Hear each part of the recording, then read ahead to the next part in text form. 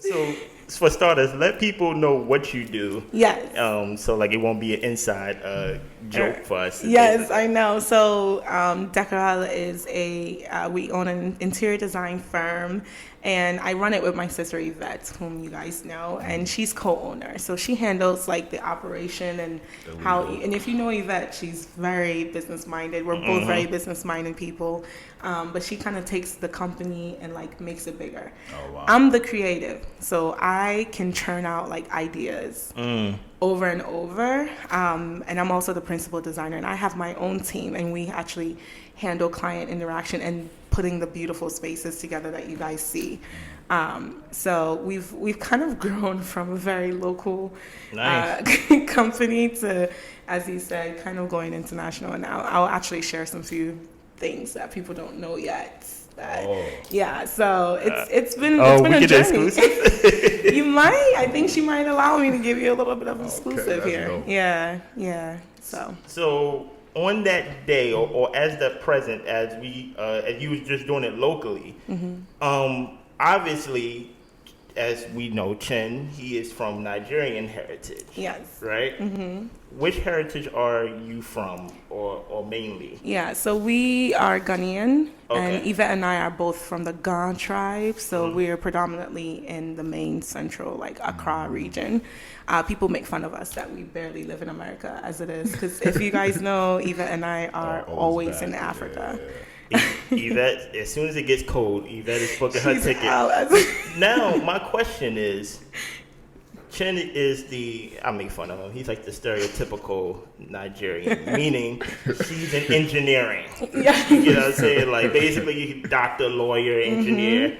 How did you land in interior decorating? I know. Like how we know what Yvette is. She's following the she is. Exactly, she's a lawyer. Exactly. Yes. But you was on the creative side. I didn't start off that way. I know. So I was accepted in Lyman Briggs School of Medicine. Yeah, exactly. I know it. Hey man, I would just go to school, medical school. No, I'm gonna be an interior designer. It doesn't work in our culture, but really? No, it really doesn't work. But I was in medical school, and then I transferred back to UMBC, and I was very, very confused as to what I wanted to do. So I actually dropped out of school for a while. Nobody really knows this. I dropped out of college for about 4 years. Oh, for 4 years. For 4 years, yeah. So I stopped. I started working for my family's company, and I just decided to finish my pre-med degree. And then from there, I went to I got my master's at the University of Maryland. So I did my MBA, and from there, around this is confusion. It's confusion. But I know. She's doing stuff. This is what confusion means to you. Confusion means to me is like I'm just staying in the bed and watch Netflix all day. No. This is it really. I think those 4 years really kind of defined who I am, and a lot of my family like. It was, you're from an African family, so everybody's looking at you like you're like one of the smartest people. What is going on with you? But I had like a lot of depression, had like a lot of stuff going on. And instead of like letting that tear me down, I just kind of cut myself off from my family, everybody. Sometimes that's needed. Yeah, I did. And then I just focused. I was like, okay, I'm going to finish this degree. I did that while I was working. I was a director of a mental health company. Oh, wow. Yeah, at a very young age, actually. So I would go to school. And then come back to the office, go to school again, come back to the office. I probably wouldn't leave the office for till 9. And I did that for 4 years. People would say that that's still successful though. Being a director of a mental health company. Yeah. Going back and getting your MBA. And they put me in that position even when I had not finished my bachelor's degree. Because I was still going to UMBC trying to finish that. But I'm very smart. Okay. So it was something where somebody else brought me into the company to kind of help them kind of organize the company, and I just moved up in it. And I just had there are other people who were jealous, because I'm quite young. I wasn't done. And so there was a lot of tension, and I actually personally decided to leave.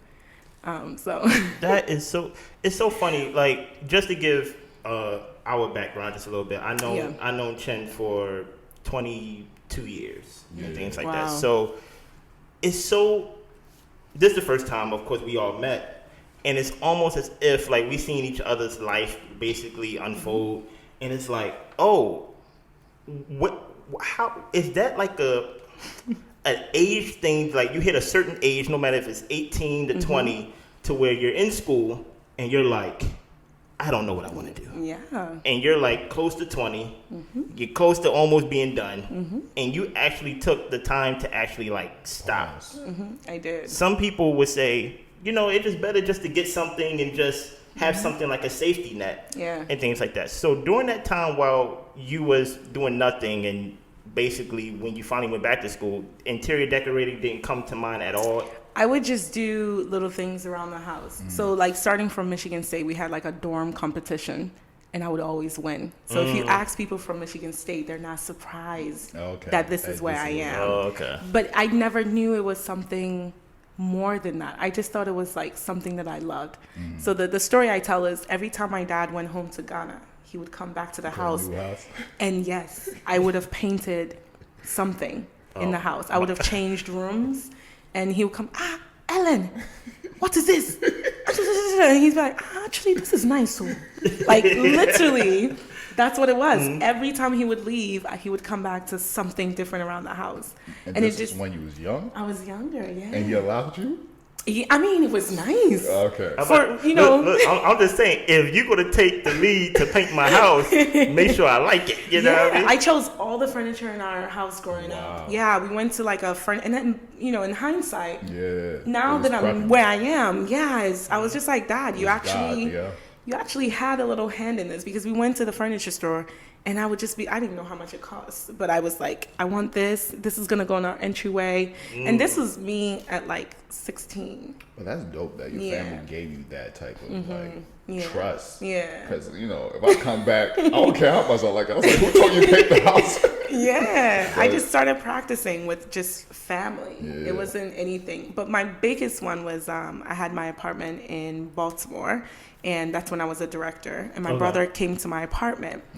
This is when Snapchat became a thing. And for some reason, I decided to Snapchat myself putting my bedroom together. And I woke up and it was insanity. Really?